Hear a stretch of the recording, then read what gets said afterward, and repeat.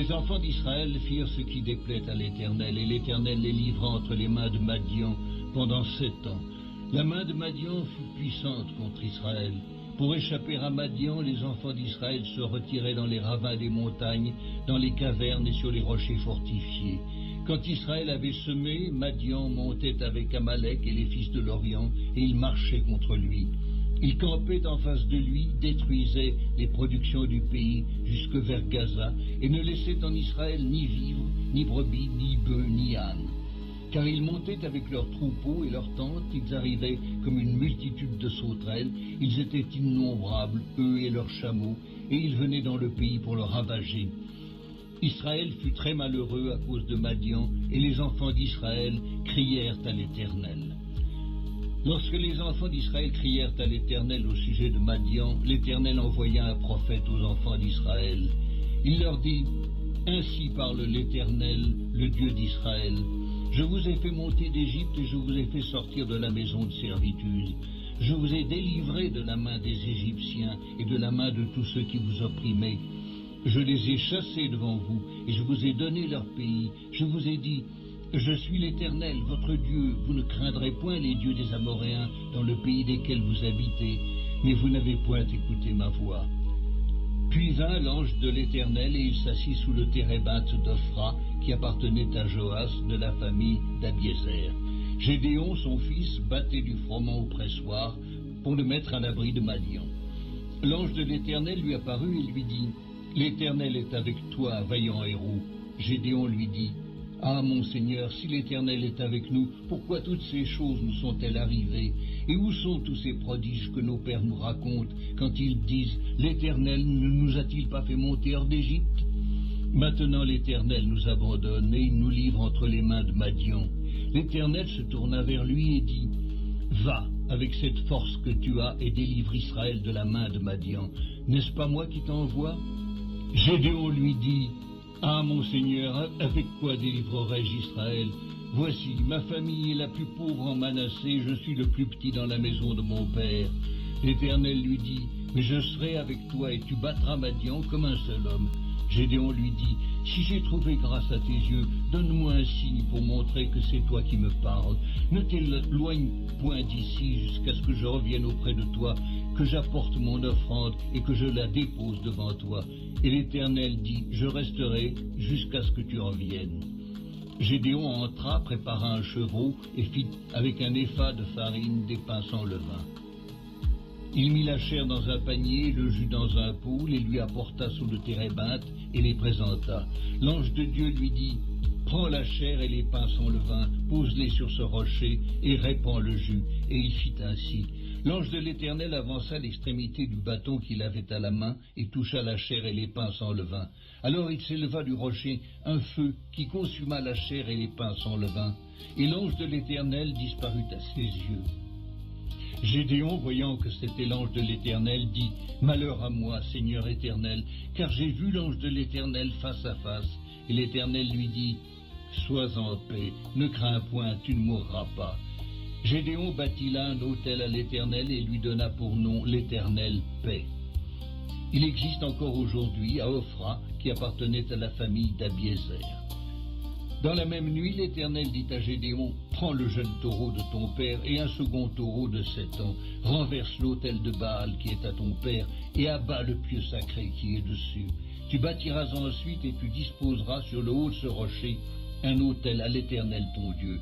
Tu prendras le second taureau et tu offriras un holocauste avec le bois de l'idole que tu auras abattu. » Gédéon prit 10 hommes parmi ses serviteurs et fit ce que l'Éternel avait dit. Mais comme il craignait la maison de son père et les gens de la ville, il l'exécuta de nuit et non de jour.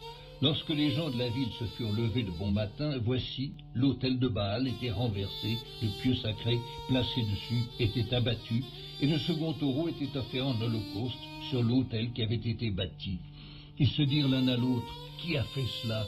Et ils s'informèrent et firent des recherches. On leur dit, « C'est Gédéon, fils de Joas, qui a fait cela. » Alors les gens de la ville dirent à Joas, « Fais sortir ton fils et qu'il meure, car il a renversé l'autel de Baal et abattu le pieu sacré qui était dessus. » Joas répondit à tous ceux qui se présentèrent à lui, « Est-ce à vous de prendre parti pour Baal ? Est-ce à vous de venir à son secours? Quiconque prendra parti pour Baal mourra avant que le matin vienne. Si Baal est un dieu, qu'il plaide lui-même sa cause, puisqu'on a renversé son autel. » Et en ce jour, l'on donna à Gédéon le nom de Jérubbaal, en disant que Baal plaide contre lui, puisqu'il a renversé son autel. Tout Madian, Amalek et les fils de l'Orient se rassemblèrent. Ils passèrent le Jourdain et campèrent dans la vallée de Jizréel. Gédéon fut revêtu de l'Esprit de l'Éternel. Il sonna de la trompette, et Abiézer fut convoqué pour marcher à sa suite. Il envoya des messagers dans tout Manassé, qui fut aussi convoqué pour marcher à sa suite. Il envoya des messagers dans Hazer, dans Zabulon et dans Nephtali, qui montèrent à leur rencontre. Gédéon dit à Dieu, « Si tu veux délivrer Israël par ma main, comme tu l'as dit, voici, je vais mettre une toison de laine dans l'air. Si la toison seule se couvre de rosée et que tout le terrain reste sec, je connaîtrai que tu délivreras Israël par ma main, comme tu l'as dit. » Et il arriva ainsi. Le jour suivant, il se leva de bon matin, pressa la toison et en fit sortir la rosée, qui donna de l'eau plein une coupe. Gédéon dit à Dieu, « Que ta colère ne s'enflamme point contre moi, et je ne parlerai plus que cette fois. Je voudrais seulement faire encore une épreuve avec la toison, que la toison seule reste sèche, et que tout le terrain se couvre de rosée. » Et Dieu fit ainsi cette nuit-là. La toison seule resta sèche, et tout le terrain se couvrit de rosée.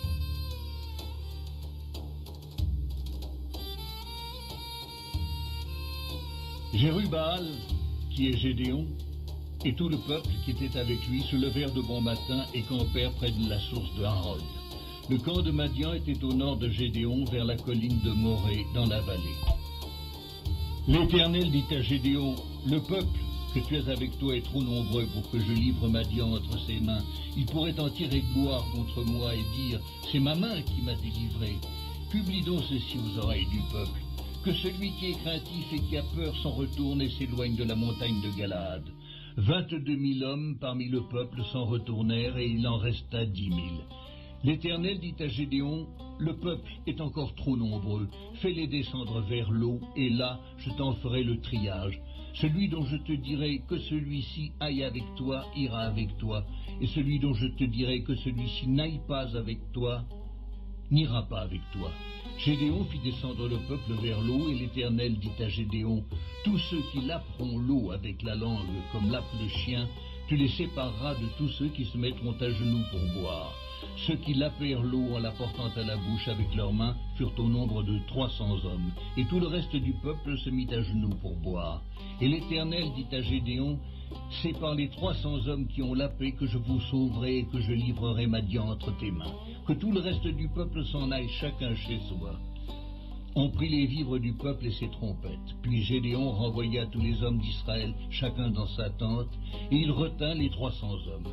Le camp de Madian était au-dessous de lui dans la vallée. L'Éternel dit à Gédéon pendant la nuit, « Lève-toi, descends au camp, car je les livrerai entre tes mains. Si tu crains de descendre, descends-y avec Pura, ton serviteur. Tu écouteras ce qu'ils diront, et après cela, tes mains seront fortifiées. Descends donc au camp. » Il descendit avec Pura, son serviteur, jusqu'aux avant-postes du camp. Madian, Amalek et tous les fils de l'Orient étaient répandus dans la vallée comme une multitude de sauterelles, et leurs chameaux étaient innombrables comme le sable qui est sur le bord de la mer. Gédéon arriva, et voici, un homme racontait à son camarade un songe. Il disait, « J'ai eu un songe, et voici, un gâteau de pain d'orge roulait dans le camp de Madian. Il est venu heurter jusqu'à la tente, et elle est tombée. Il l'a retournée sans dessus-dessous, et elle a été renversée. » Son camarade répondit et dit, « Ce n'est pas autre chose que l'épée de Gédéon, fils de Joas, homme d'Israël. Dieu a livré entre ses mains Madian et tout le camp. » Lorsque Gédéon eut entendu le récit du songe et son explication, il se prosterna, revint au camp d'Israël et dit, « Levez-vous, car l'Éternel a livré entre vos mains le camp de Madian. » Il divisa en 3 corps les 300 hommes, et il leur remit à tous des trompettes et des cruches vides, avec des flambeaux dans les cruches. Il leur dit, « Vous me regarderez et vous ferez comme moi. Dès que j'aborderai le camp, vous ferez ce que je ferai, et quand je sonnerai de la trompette, moi et tous ceux qui seront avec moi, vous sonnerez aussi de la trompette tout autour du camp, et vous direz, pour l'Éternel et pour Gédéon. Gédéon et les 100 hommes qui étaient avec lui arrivèrent aux abords du camp au commencement de la veille du milieu, comme on venait de placer les gardes. Ils sonnèrent de la trompette et brisèrent les cruches qu'ils avaient à la main. Les 3 corps sonnèrent de la trompette et brisèrent les cruches. Ils saisirent de la main gauche les flambeaux et de la main droite les trompettes pour sonner, et ils s'écrièrent « Épée pour l'Éternel et pour Gédéon !» Ils restèrent chacun à sa place autour du camp, et tout le camp se mit à courir, à pousser des cris et à prendre la fuite.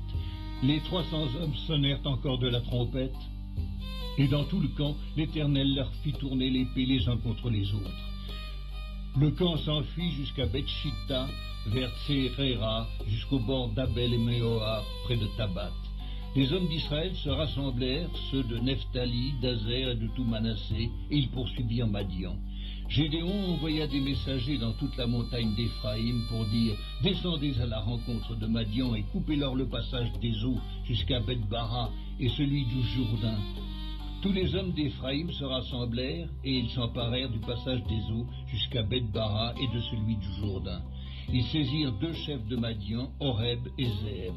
Ils tuèrent Horeb au rocher d'Horeb, ils tuèrent Zéeb au pressoir de Zéeb. Ils poursuivirent Madian et ils apportèrent les têtes d'Horeb et de Zéeb à Gédéon de l'autre côté du Jourdain.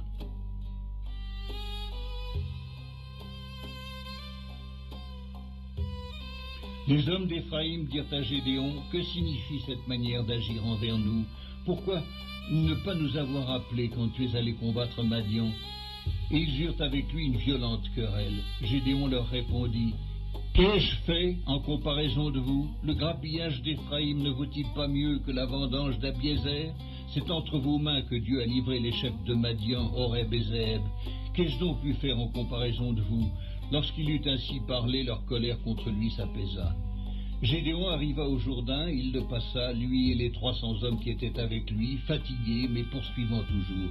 Il dit aux gens de Sukkot, « Donnez, je vous prie, quelques pains au peuple qui m'accompagne, car ils sont fatigués, et je suis à la poursuite de Zébak et de Tsalmina, roi de Madian. » Les chefs de Sukkot répondirent, « La main de Zébak et de Tsalmina est-elle déjà en ton pouvoir pour que nous donnions du pain à ton armée ?» Et Gédéon dit, « Eh bien, lorsque l'Éternel aura livré entre mes mains Zébat et Tsalmuna, je broierai votre chair avec des épines du désert et avec des chardons. » De là il monta à Pénuel, et il fit aux gens de Pénuel la même demande. Ils lui répondirent comme avaient répondu ceux de Sukkot. Et il dit aussi aux gens de Pénuel, « Quand je reviendrai en paix, je renverserai cette tour. » Zébak et Tsalmuna étaient à Karkor, et leur armée avec eux, environ 15 000 hommes, tous ceux qui étaient restés de l'armée entière des fils de l'Orient. 120 000 hommes, tirant l'épée, avaient été tués. Gédéon monta par le chemin de ceux qui habitent sous les tentes, à l'Orient, de Nobak et de Jogbéa, et il battit l'armée qui se croyait en sûreté. Zébak et Tsalmuna prirent la fuite. Gédéon les poursuivit, il s'empara des 2 rois de Madian, Zébak et Tsalmuna, et il mit en déroute toute l'armée. Gédéon, fils de Joas, revint de la bataille par la montée de Hérès. Il saisit d'entre les gens de Sukkot un jeune homme qui l'interrogea et qui lui mit par écrit les noms des chefs et des anciens de Sukkot, 77 hommes.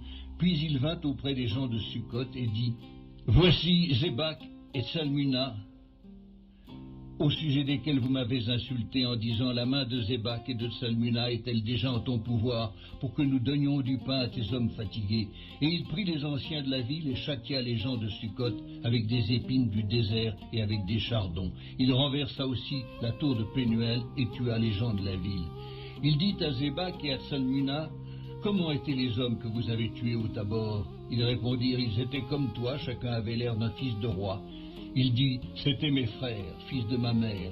L'Éternel est vivant. Si vous les aviez laissés vivre, je ne vous tuerais pas. » Et il dit à Jéter, son premier-né, « Lève-toi, tue-les. » Mais le jeune homme ne tira point son épée parce qu'il avait peur, car il était encore un enfant. Zébak et Tsalmuna dirent, « Lève-toi toi-même et tue-nous, car tel est l'homme, telle est sa force. » Et Gédéon se leva et tua Zébak et Tsalmuna. Il prit ensuite les croissants qui étaient au cou de leurs chameaux. Les hommes d'Israël dirent à Gédéon, « Domine sur nous, et toi et ton fils et le fils de ton fils, car tu nous as délivrés de la main de Madian. » Gédéon leur dit, « Je ne dominerai point sur vous, et mes fils ne domineront point sur vous. C'est l'Éternel qui dominera sur vous. » Gédéon leur dit, « J'ai une demande à vous faire.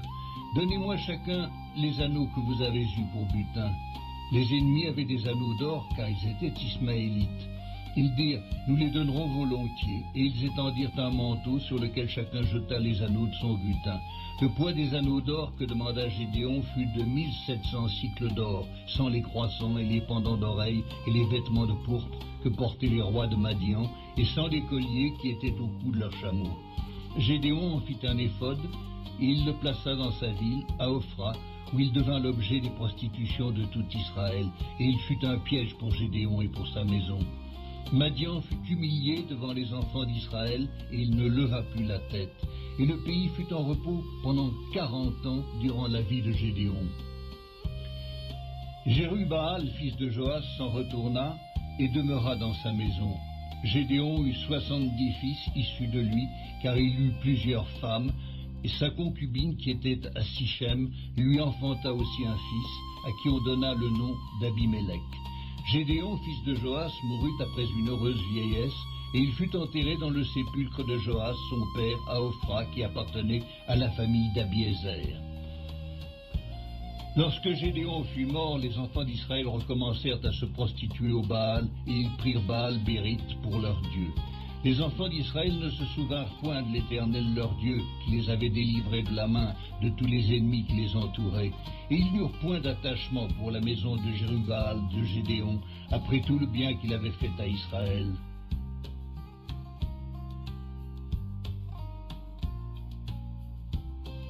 Abimélec, fils de Jérubbaal, se rendit à Sichem vers les frères de sa mère, et voici comment il leur parla, ainsi qu'à toute la famille de la maison du père de sa mère.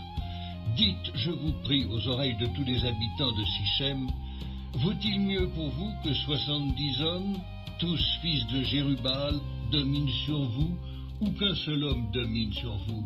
Et souvenez-vous que je suis votre os et votre chair. Les frères de sa mère répétèrent pour lui toutes ces paroles aux oreilles de tous les habitants de Sichem, et leur cœur inclina en faveur d'Abimélec, car ils se disaient, c'est notre frère. Ils lui donnèrent 70 cycles d'argent qu'ils enlevèrent de la maison de Baal-Bérith. Abimélec s'en servit pour acheter des misérables et des turbulents qui allèrent après lui. Il vint dans la maison de son père à Ophra, et il tua ses frères, fils de Jérubbaal, 70 hommes sur une même pierre. Il n'échappa que Jotam, le plus jeune fils de Jérubbaal, car il s'était caché.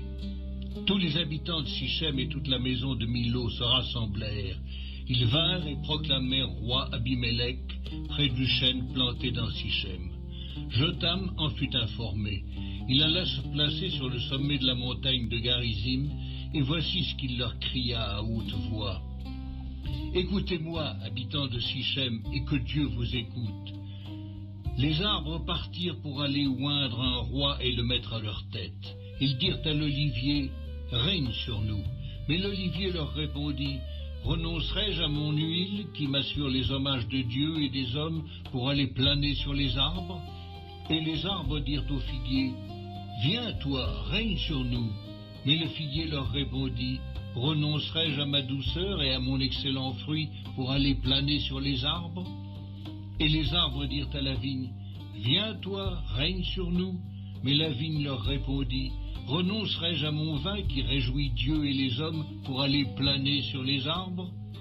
Alors tous les arbres dirent au buisson d'épines, « Viens, toi, règne sur nous. » Et le buisson d'épines répondit aux arbres, « Si c'est de bonne foi que vous voulez moindre pour votre roi, venez, réfugiez-vous sous mon ombrage, sinon un feu sortira du buisson d'épines et dévorera les cèdres du Liban. » Maintenant est-ce de bonne foi et avec intégrité que vous avez agi en proclamant roi Abimélec? Avez-vous eu de la bienveillance pour Jérubbaal et sa maison? L'avez-vous traité selon les services qu'il a rendus? Car mon père a combattu pour vous, il a exposé sa vie, et il vous a délivré de la main de Madian. Et vous vous êtes levé contre la maison de mon père, vous avez tué ses fils, 70 hommes, sur une même pierre, et vous avez proclamé roi sur les habitants de Sichem Abimélec, fils de sa servante, parce qu'il est votre frère.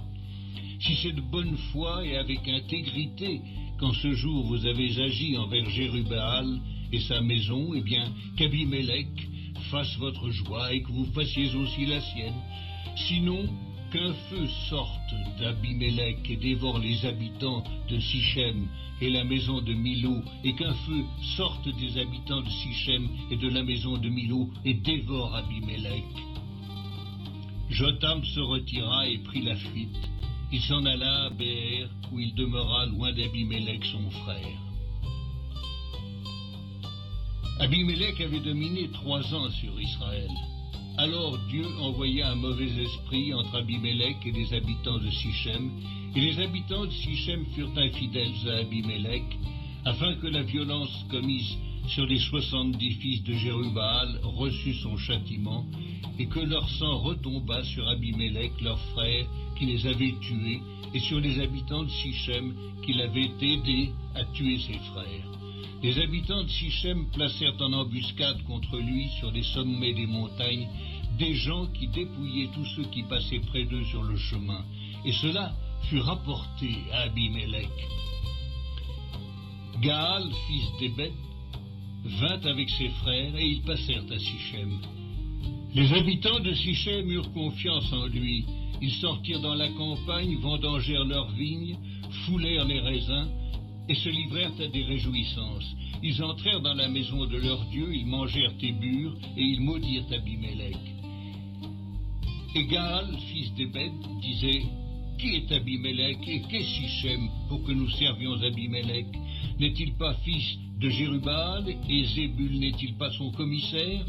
Servez les hommes de Hamor, père de Sichem, mais nous, pourquoi servirions-nous Abimélec? Oh, si j'étais le maître de ce peuple, je renverserais Abimélec. » Et il disait d'Abimélec, « Renforce ton armée, mets-toi en marche. » Zébul, gouverneur de la ville, apprit ce que disait Gaal, fils d'Ébed, et sa colère s'enflamma. Il envoyait secrètement des messagers à Abimélec pour lui dire, « Voici, Gaal, fils d'Ébed, et ses frères sont venus à Sichem, et ils soulèvent la ville contre toi. Maintenant, pars de nuit, toi et le peuple qui est avec toi, et mets-toi en embuscade dans la campagne. Le matin au lever du soleil, tu fondras avec impétuosité sur la ville, et lorsque Gaal et le peuple qui est avec lui sortiront contre toi, tu lui feras ce que tes forces permettront. » Abimélec et tout le peuple qui était avec lui partirent de nuit, et ils se mirent en embuscade près de Sichem, divisés en 4 corps. Gaal, fils d'Ébed, sortit, et il se tint à l'entrée de la porte de la ville. Abimélec et tout le peuple qui était avec lui se levèrent alors de l'embuscade. Gaal aperçut le peuple, et il dit à Zébul, « Voici un peuple qui descend du sommet des montagnes. » Zébul lui répondit, « C'est l'ombre des montagnes que tu prends pour des hommes. » Gaal, reprenant la parole, dit, « C'est bien un peuple qui descend des hauteurs du pays, et une troupe arrive par le chemin du chêne des devins. » Zébul lui répondit, « Où donc est ta bouche, toi qui disais, qui est Abimélec pour que nous le servions? N'est-ce point là le peuple que tu méprisais? Marche maintenant, livre-lui bataille. » Gaal s'avança à la tête des habitants de Sichem et livra bataille à Abimélec. Poursuivi par Abimélec, il prit la fuite devant lui, et beaucoup d'hommes tombèrent morts jusqu'à l'entrée de la porte. Abimélec s'arrêta à Aruma, et Zébul chassa Gaal et ses frères qui ne purent rester à Sichem. Le lendemain, le peuple sortit dans la campagne. Abimélec, qui en fut informé, prit sa troupe, la partagea en 3 corps, et se mit en embuscade dans la campagne. Ayant vu que le peuple sortait de la ville, il se leva contre eux et les battit. Abimélec et les corps qui étaient avec lui se portèrent en avant et se placèrent à l'entrée de la porte de la ville. 2 de ces corps se jetèrent sur tous ceux qui étaient dans la campagne et les battirent. Abimélec attaqua la ville pendant toute la journée. Il s'en empara et tua le peuple qui s'y trouvait. Puis il rasa la ville et y sema du sel. À cette nouvelle, tous les habitants de la tour de Sichem se rendirent dans la forteresse de la maison du dieu Bérite. On avertit Abimélec que tous les habitants de la tour de Sichem s'y étaient rassemblés. Alors Abimélec monta sur la montagne de Salmon, lui et tout le peuple qui était avec lui. Il prit en main une hache, coupa une branche d'arbre, l'enleva, la mit sur son épaule. Ensuite il dit au peuple qui était avec lui, « Vous avez vu ce que j'ai fait, hâtez-vous de faire comme moi. » Et ils coupèrent chacun une branche et suivirent Abimélec. Ils placèrent les branches contre la forteresse et l'incendièrent avec ceux qui y étaient. Ainsi périrent tous les gens de la tour de Sichem, au nombre d'environ 1000 hommes et femmes. Abimélec marcha contre Thébets. Il assiégea Thébets et s'en empara. Il y avait au milieu de la ville une forte tour où se réfugièrent tous les habitants de la ville, hommes et femmes. Ils fermèrent sur eux et montèrent sur le toit de la tour. Abimélec parvint jusqu'à la tour, l'attaqua et s'approcha de la porte pour y mettre le feu. Alors une femme lança sur la tête d'Abimélec un morceau de meule de moulin et lui brisa le crâne. Aussitôt il appela le jeune homme qui portait ses armes et lui dit « Tire ton épée et donne-moi la mort, de peur qu'on ne dise de moi, c'est une femme qui l'a tué. » Le jeune homme le perça et il mourut. Quand les hommes d'Israël virent qu'Abimélec était mort, ils s'en allèrent chacun chez soi.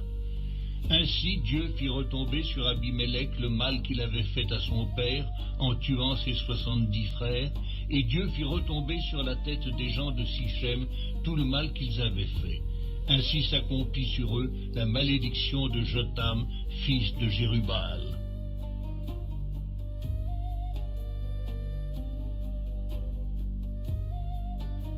Après Abimélec, Tola, fils de Pua, fils de Dodo, homme d'Issachar, se leva pour délivrer Israël. Il habitait à Shamir, dans la montagne d'Éphraïm. Il fut juge en Israël pendant 23 ans, puis il mourut et fut enterré à Shamir.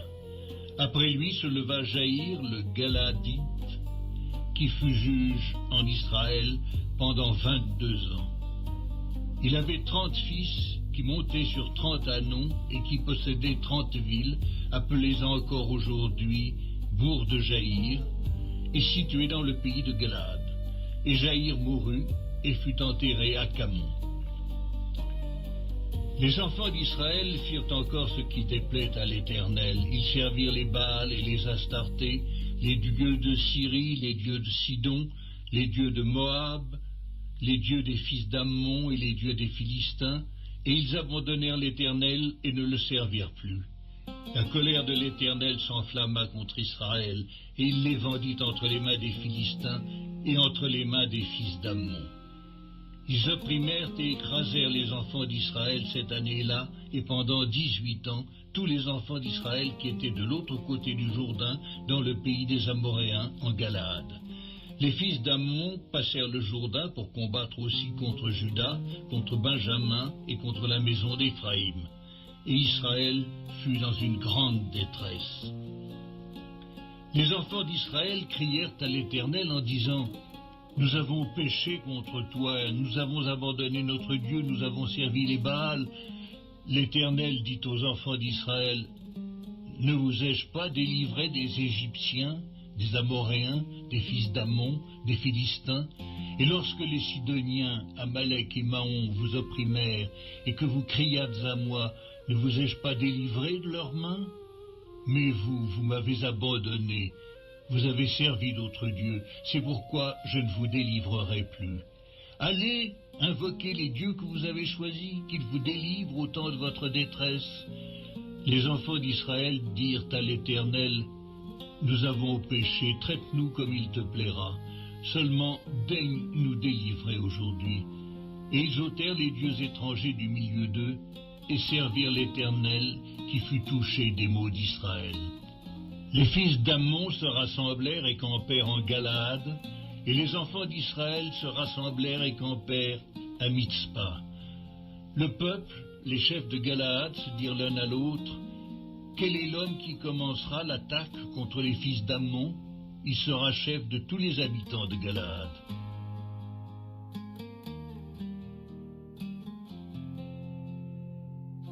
Jephthé, le Galaadite, était un vaillant héros. Il était fils d'une femme prostituée, et c'est Galaad qui avait engendré Jephthé. La femme de Galaad lui enfanta des fils qui, devenus grands, chassèrent Jephthé et lui dirent « Tu n'hériteras pas dans la maison de notre père, car tu es fils d'une autre femme. » Et Jephthé s'enfuit loin de ses frères, et il habita dans le pays de Tob. Des gens de rien se rassemblèrent auprès de Jephthé, et ils faisaient avec lui des excursions. Quelque temps après, les fils d'Ammon firent la guerre à Israël. Et comme les fils d'Ammon faisaient la guerre à Israël, les anciens de Galaad allèrent chercher Jephthé au pays de Tob.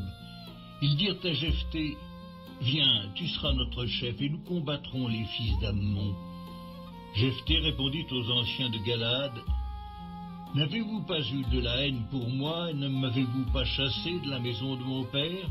Pourquoi venez-vous à moi maintenant que vous êtes dans la détresse ?» Les anciens de Galaad dirent à Jephthé, « Nous revenons à toi maintenant afin que tu marches avec nous, que tu combattes les fils d'Ammon et que tu sois notre chef, celui de tous les habitants de Galaad. » Jephthé répondit aux anciens de Galaad, « Si vous me ramenez pour combattre les fils d'Ammon et que l'Éternel les livre devant moi, je serai votre chef. » Les anciens de Galaad dirent à Jephthé, « Que l'Éternel nous entende et qu'il juge, si nous ne faisons pas ce que tu dis. » Et Jephthé partit avec les anciens de Galaad.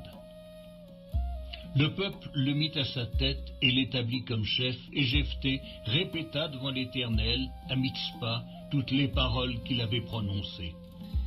Jephthé envoya des messagers au roi des fils d'Ammon pour lui dire, « Qu'y a-t-il entre moi et toi, que tu viennes contre moi pour faire la guerre à mon pays ?» Le roi des fils d'Ammon répondit aux messagers de Jephthé, « C'est qu'Israël, quand il est monté d'Égypte, s'est emparé de mon pays, depuis l'Arnon jusqu'au Jabbok et au Jourdain.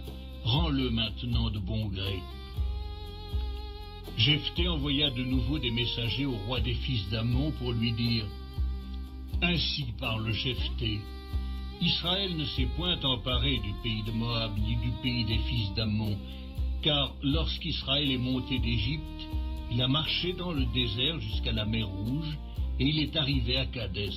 Alors Israël envoya des messagers au roi d'Édom pour lui dire, « Laisse-moi passer par ton pays. » Mais le roi d'Édom n'y consentit pas. Il envoya aussi au roi de Moab, qui refusa, et Israël resta à Kadès.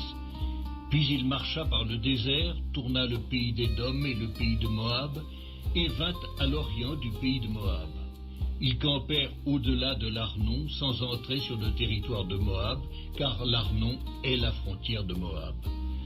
Israël envoya des messagers à Sion, roi des Amoréens, roi de Hesbon, et Israël lui dit, « Laisse-nous passer par ton pays jusqu'au lieu où nous allons. » Mais Sion n'eut pas assez de confiance en Israël pour le laisser passer sur son territoire. Il rassembla tout son peuple, campa à Jahatz et combattit Israël. L'Éternel, le Dieu d'Israël, livra Sion et tout son peuple entre les mains d'Israël qui les battit. Israël s'empara de tout le pays des Amoréens établis dans cette contrée. Ils s'emparèrent de tout le territoire des Amoréens depuis l'Arnon jusqu'à Jabbok et depuis le désert jusqu'au Jourdain. Et maintenant que l'Éternel, le Dieu d'Israël, a chassé les Amoréens devant son peuple d'Israël, est-ce toi qui aurais la possession de leur pays? Ce que ton Dieu, Kémosh, te donne à posséder, ne le posséderais-tu pas? Et tout ce que l'Éternel, notre Dieu, a mis en notre possession devant nous, nous ne le posséderions pas? Vaux-tu donc mieux que Balak, fils de Tsippor, roi de Moab? A-t-il contesté avec Israël, ou lui a-t-il fait la guerre? Voilà 300 ans qu'Israël habite à Hesbon et dans les villes de son ressort, à Aroër et dans les villes de son ressort, et dans toutes les villes qui sont sur les bords de l'Arnon. Pourquoi ne les lui avez-vous pas enlevés pendant ce temps-là?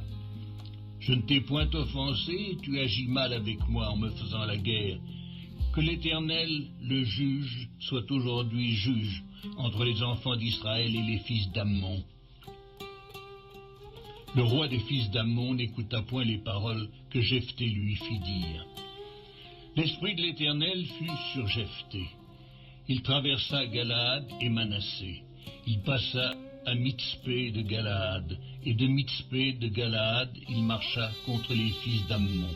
Jephthé fit un vœu à l'Éternel et dit, « Si tu livres entre mes mains les fils d'Ammon, quiconque sortira des portes de ma maison au-devant de moi, à mon heureux retour de chez les fils d'Ammon, sera consacré à l'Éternel, et je l'offrirai en holocauste. » Jephthé marcha contre les fils d'Ammon, et l'Éternel les livra entre ses mains.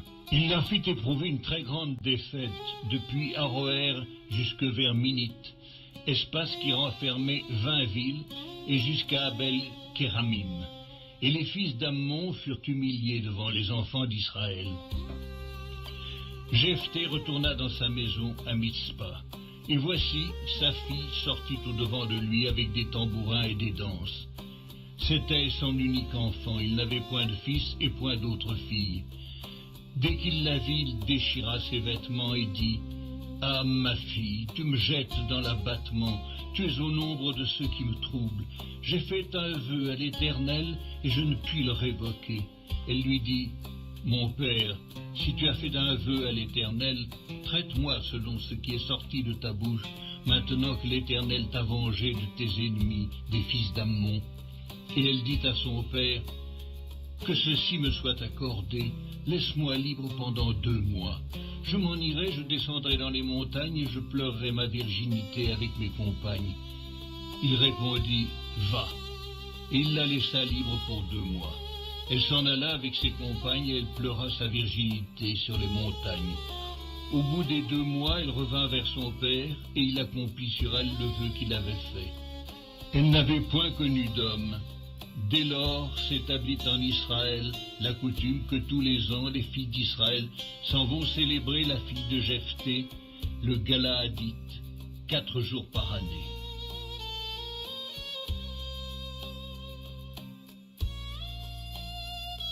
Les hommes d'Éphraïm se rassemblèrent, partirent pour le nord et dirent à Jephthé, « Pourquoi es-tu allé combattre les fils d'Ammon sans nous avoir appelés à marcher avec toi ?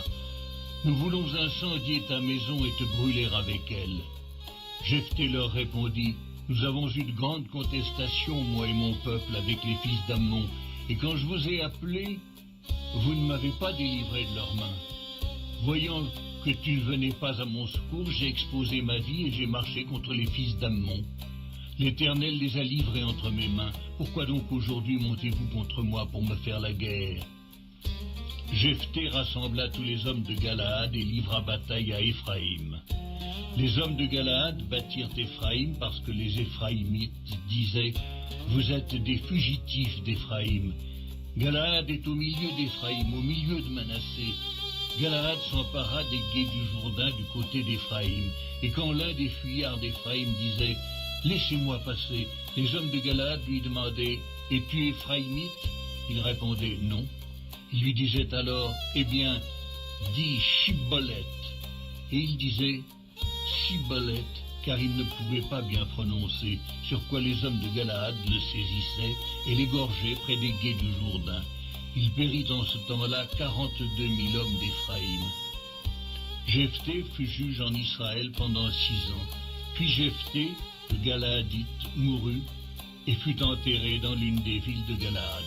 Après lui, Ibtsan de Bethléem fut juge en Israël. Il eut 30 fils, il maria 30 filles au dehors, et il fit venir pour ses fils 30 filles du dehors. Il fut juge en Israël pendant 7 ans. Puis Ibtsan mourut et fut enterré à Bethléem. Après lui, Élon de Zabulon fut juge en Israël. Il fut juge en Israël pendant 10 ans. Puis Élon de Zabulon mourut et fut enterré à Ajalon dans le pays de Zabulon. Après lui, Abdon, fils de Hillel, le Piratonite, fut juge en Israël. Il eut 40 fils et 30 petits-fils qui montaient sur 70 ânons. Il fut juge en Israël pendant 8 ans, puis Abdon, fils d'Hillel, le Piratonite, mourut et fut enterré à Piraton, dans le pays d'Éphraïm, sur la montagne des Amalécites.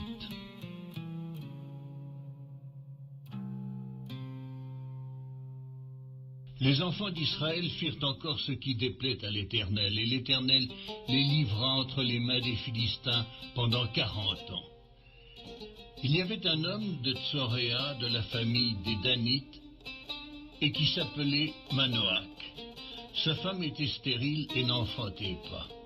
Un ange de l'Éternel apparut à la femme et lui dit, « Voici, tu es stérile et tu n'as point d'enfant, tu deviendras enceinte et tu enfanteras un fils. Maintenant, prends bien garde, ne bois ni vin ni liqueur forte et ne mange rien d'impur, car tu vas devenir enceinte et tu enfanteras un fils. Le rasoir ne passera point sur sa tête, parce que cet enfant sera consacré à Dieu dès le ventre de sa mère, et ce sera lui qui commencera à délivrer Israël de la main des Philistins. » La femme alla dire à son mari, « Un homme de Dieu est venu vers moi, et il avait l'aspect d'un ange de Dieu, un aspect redoutable. Je ne lui ai pas demandé d'où il était, il ne m'a pas fait connaître son nom, mais il m'a dit, « Tu vas devenir enceinte, et tu enfanteras un fils. » Et maintenant ne bois ni vin ni liqueur forte et ne mange rien d'impur, parce que cet enfant sera consacré à Dieu dès le ventre de sa mère jusqu'au jour de sa mort. » Manoach fit cette prière à l'Éternel. « Ah Seigneur, que l'homme de Dieu que tu as envoyé vienne encore vers nous et qu'il nous enseigne ce que nous devons faire pour l'enfant qui naîtra. » Dieu exauça la prière de Manoach et l'ange de Dieu vint encore vers la femme. Elle était assise dans un champ et Manoach, son mari, n'était pas avec elle. Elle courut promptement donner cette nouvelle à son mari et lui dit, « Voici, l'homme qui était venu l'autre jour vers moi m'est apparu. » Manoach se leva, suivit sa femme, alla vers l'homme et lui dit, « Est-ce toi qui as parlé à cette femme ?» Il répondit, « C'est moi. » Manoach dit, « Maintenant, si ta parole s'accomplit, que faudra-t-il observer à l'égard de l'enfant, et qu'y aura-t-il à faire ?» L'ange de l'Éternel répondit à Manoach, « La femme s'abstiendra de tout ce que je lui ai dit. Elle ne goûtera d'aucun produit de la vigne, elle ne boira ni vin, ni liqueur forte, et elle ne mangera rien d'impur. Elle observera tout ce que je lui ai prescrit. » Manoach dit à l'ange de l'Éternel, « Permets-nous de te retenir et de t'apprêter un chevreau. » L'ange de l'Éternel répondit à Manoach, « Quand tu me retiendrais, je ne mangerai pas de ton mets. Mais si tu veux faire un holocauste, tu l'offriras à l'Éternel. » Manoach ne savait point que ce fut un ange de l'Éternel. Et Manoach dit à l'ange de l'Éternel, « Quel est ton nom, afin que nous te rendions gloire quand ta parole s'accomplira ?» L'ange de l'Éternel lui répondit, « Pourquoi demandes-tu mon nom? Il est merveilleux. » Manoach prit le chevreau et l'offrande et fit un sacrifice à l'Éternel sur le rocher. Il s'opéra un prodige pendant que Manoach et sa femme regardaient. Comme la flamme montait de dessus l'autel vers le ciel, l'ange de l'Éternel monta dans la flamme de l'autel. À cette vue, Manoach et sa femme tombèrent la face contre terre. L'ange de l'Éternel n'apparut plus à Manoach et à sa femme. Alors Manoach comprit que c'était l'ange de l'Éternel. Et il dit à sa femme, « Nous allons mourir, car nous avons vu Dieu. » Sa femme lui répondit, « Si l'Éternel eût voulu nous faire mourir, il n'aurait pas pris de nos mains l'holocauste et l'offrande. Il ne nous aurait pas fait voir tout cela, et il ne nous aurait pas maintenant fait entendre pareille chose. » La femme enfanta un fils et lui donna le nom de Samson. L'enfant grandit et l'Éternel le bénit. Et l'esprit de l'Éternel commença à l'agiter à Machanédan, entre Tsoréa et Eshtaol.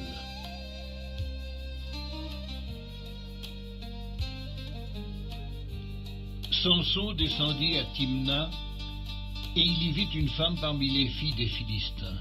Lorsqu'il fut remonté, il le déclara à son père et à sa mère, et il dit, « J'ai vu à Timna une femme parmi les filles des Philistins, prenez-la maintenant pour ma femme. » Son père et sa mère lui dirent, « N'y a-t-il point de femme parmi les filles de tes frères et dans tout notre peuple que tu ailles prendre une femme chez les Philistins qui sont incirconcis? Et Samson dit à son père, prends-la pour moi car elle me plaît. Son père et sa mère ne savaient pas que cela venait de l'Éternel, car Samson cherchait une occasion de dispute de la part des Philistins. En ce temps-là, les Philistins dominaient sur Israël. Samson descendit avec son père et sa mère à Timna. Lorsqu'ils arrivèrent aux vignes de Timna, voici, un jeune lion rugissant vint à sa rencontre. L'Esprit de l'Éternel saisit Samson, et sans avoir rien à la main, Samson déchira le lion comme on déchire un chevreau. Il ne dit point à son père et à sa mère ce qu'il avait fait. Il descendit et parla à la femme, et elle lui plut. Quelque temps après, il se rendit de nouveau à Timna pour la prendre, et se détourna pour voir le cadavre du lion. Et voici, il y avait un essaim d'abeilles et du miel dans le corps du lion. Il prit entre ses mains le miel dont il mangea pendant la route. Et lorsqu'il fut arrivé près de son père et de sa mère, il leur en donna et ils en mangèrent. Mais il ne leur dit pas qu'il avait pris ce miel dans le corps du lion. Le père de Samson descendit chez la femme. Et là, Samson fit un festin, car c'était la coutume des jeunes gens. Dès qu'on le vit, on invita 30 compagnons qui se tinrent avec lui. Samson leur dit, « Je vais vous proposer une énigme. Si vous me l'expliquez pendant les 7 jours du festin, et si vous la découvrez, je vous donnerai 30 chemises et 30 vêtements de rechange. Mais si vous ne pouvez pas me l'expliquer, ce sera vous qui me donnerez 30 chemises et 30 vêtements de rechange. » Ils lui dirent, « Propose ton énigme et nous l'écouterons. » Et il leur dit, « De celui qui mange est sorti ce qui se mange, et du fort est sorti le doux. » Pendant 3 jours, ils ne purent expliquer l'énigme. Le 7e jour, ils dirent à la femme de Samson, « Persuade à ton mari de nous expliquer l'énigme, sinon nous te brûlerons, toi et la maison de ton père. C'est pour nous dépouiller que vous nous avez invités, n'est-ce pas ?» La femme de Samson pleurait auprès de lui et disait, « Tu n'as pour moi que de la haine et tu ne m'aimes pas. Tu as proposé une énigme aux enfants de mon peuple et tu ne me l'as point expliquée. » Et il lui répondait, « Je ne l'ai expliqué ni à mon père ni à ma mère. Est-ce à toi que je l'expliquerai ?» Elle pleura auprès de lui pendant les 7 jours que dura leur festin. Et le 7e jour, il la lui expliqua car elle le tourmentait. Et elle donna l'explication de l'énigme aux enfants de son peuple. Les gens de la ville dirent à Samson le 7e jour avant le coucher du soleil, « Quoi de plus doux que le miel et quoi de plus fort que le lion ?» Et il leur dit, « Si vous n'aviez pas labouré avec ma génisse, vous n'auriez pas découvert mon énigme. » L'Esprit de l'Éternel le saisit et il descendit à Ascalon. Il y tua 30 hommes, prit leurs dépouilles et donna les vêtements de rechange à ceux qui avaient expliqué l'énigme. Il était enflammé de colère et il monta à la maison de son père. Sa femme fut donnée à l'un de ses compagnons avec lequel il était lié.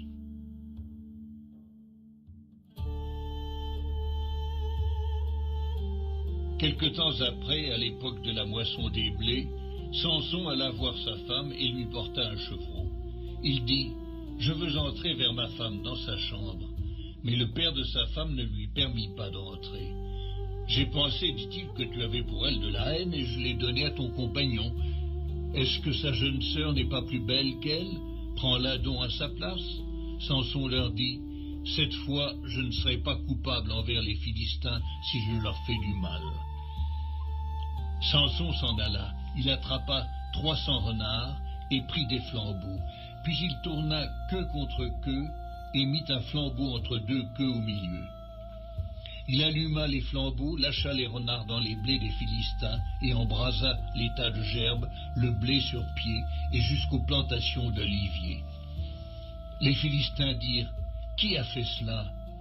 On répondit, « Samson, le gendre du Timnien, parce que celui-ci lui a pris sa femme et l'a donnée à son compagnon. » Et les Philistins montèrent et ils la brûlèrent, elle et son père.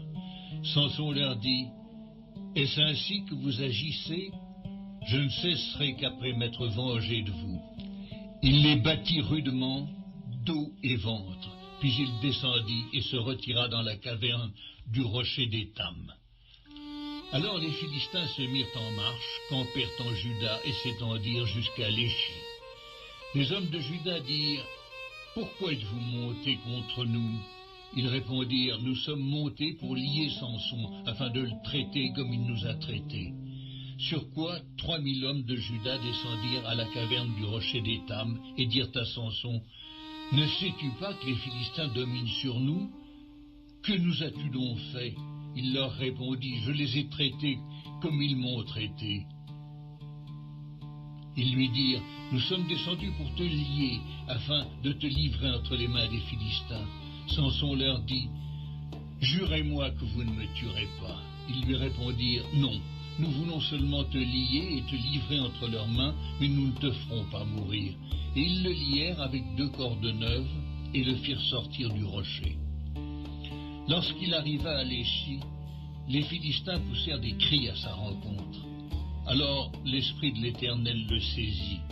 Les cordes qu'il avait au bras devinrent comme du lin brûlé par le feu, et ses liens tombèrent de ses mains. Il trouva une mâchoire d'âne fraîche, il étendit sa main pour la prendre, et il en tua 1000 hommes. Et Samson dit, « Avec une mâchoire d'âne, un monceau, 2 monceaux, avec une mâchoire d'âne, j'ai tué 1000 hommes. » Quand il eut achevé de parler, il jeta de sa main la mâchoire, et l'on appela ce lieu Ramath-Léchi. Pressé par la soif, il invoqua l'Éternel et dit, « C'est toi qui as permis par la main de ton serviteur cette grande délivrance. Et maintenant, mourrai-je de soif et tomberai-je entre les mains des incirconcis ?» Dieu fendit la cavité du rocher qui est à Léchi, et il en sortit de l'eau. Samson but, son esprit se ranima, et il reprit vie. C'est de là qu'on a appelé cette source Enakoré. Elle existe encore aujourd'hui à Léchi. Samson fut juge en Israël au temps des Philistins pendant 20 ans.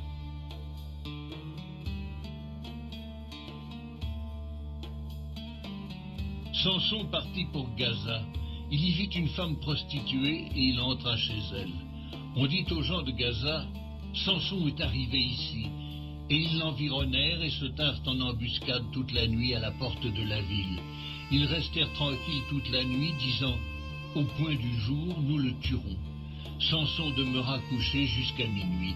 Vers minuit, il se leva, et il saisit les bâtons de la porte de la ville et les 2 poteaux, les arracha avec la barre, les mit sur ses épaules, et les porta sur le sommet de la montagne qui est en face d'Hébron. Après cela, il aima une femme dans la vallée de Sorek. Elle se nommait Délila.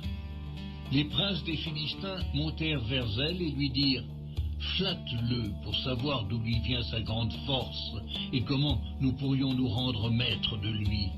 Nous le lierons pour le dompter et nous te donnerons chacun 1100 cycles d'argent. » Délila dit à Samson, « Dis-moi, je te prie, d'où vient ta grande force, et avec quoi il faudrait te lier pour te dompter ?»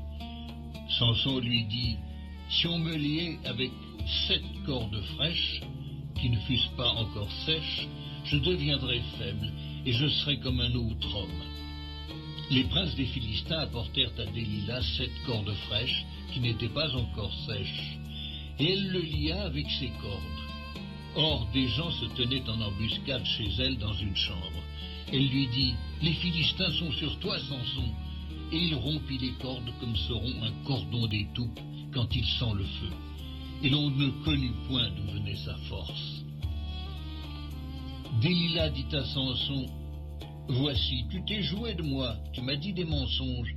Maintenant, je te prie, indique-moi avec quoi il faut te lier. » Il lui dit, « Si on me liait avec des cordes neuves, dont on ne se fût jamais servi, je deviendrais faible et je serais comme un autre homme. » Délila prit des cordes neuves avec lesquelles elle le lia.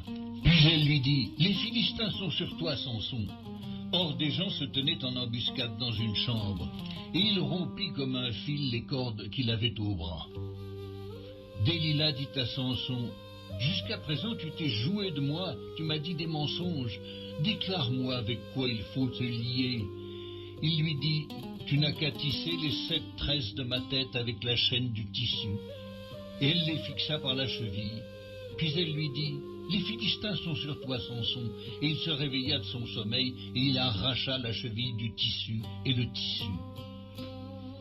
Elle lui dit, « Comment peux-tu dire, je t'aime, puisque ton cœur n'est pas avec moi? Voilà 3 fois que tu t'es joué de moi, et tu ne m'as pas déclaré d'où vient ta grande force. » Comme elle était chaque jour à le tourmenter, à l'importuner par ses instances, son âme s'impatienta à la mort.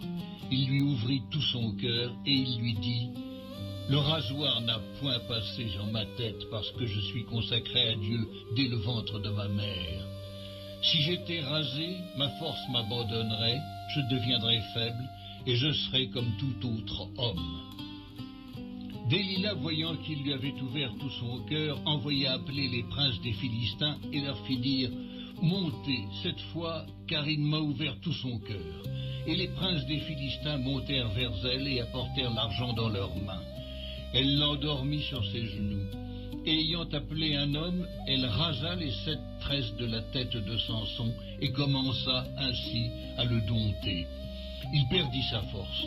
Elle dit alors, « Les Philistins sont sur toi, Samson. » Et il se réveilla de son sommeil et dit, « Je m'en tirerai comme les autres fois et je me dégagerai. » Il ne savait pas que l'Éternel s'était retiré de lui. Les Philistins le saisirent et lui crevèrent les yeux. Ils le firent descendre à Gaza et le lièrent avec des chaînes d'airain. Ils tournaient la meule dans la prison.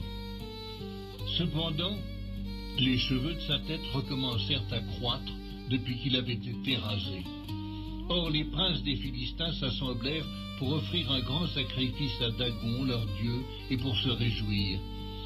Ils disaient, « Notre Dieu a livré entre nos mains Samson, notre ennemi. » Et quand le peuple le vit, ils célébrèrent leur Dieu en disant, « Notre Dieu a livré entre nos mains notre ennemi, celui qui ravageait notre pays et qui multipliait nos morts. » Dans la joie de leur cœur, ils dirent, « Qu'on appelle Samson et qu'il nous divertisse. » Ils firent sortir Samson de la prison et il joua devant eux. Ils le placèrent entre les colonnes. Et Samson dit au jeune homme qui le tenait par la main, « Laisse-moi, afin que je puisse toucher les colonnes sur lesquelles repose la maison et m'appuyer contre elles. » La maison était remplie d'hommes et de femmes. Tous les princes des Philistins étaient là, et il y avait sur le toit environ 3000 personnes, hommes et femmes, qui regardaient Samson jouer. Alors Samson invoqua l'Éternel et dit, « Seigneur éternel, souviens-toi de moi, je te prie. Ô Dieu, donne-moi de la force seulement cette fois, que d'un seul coup je tire vengeance des Philistins pour mes 2 yeux. » Et Samson embrassa les 2 colonnes du milieu sur lesquelles reposait la maison, et il s'appuya contre elles. L'une était à sa droite et l'autre à sa gauche. Samson dit, « Que je meure avec les Philistins. » Il se pencha fortement, et la maison tomba sur les princes et sur tout le peuple qui y était. Ceux qu'il fit périr à sa mort furent plus nombreux que ceux qu'il avait tués pendant sa vie. Ses frères et toute la maison de son père descendirent et l'emportèrent. Lorsqu'ils furent remontés, ils l'enterrèrent entre Tsoréa et Eshtaol dans le sépulcre de Manoach, son père. Il avait été juge en Israël pendant 20 ans.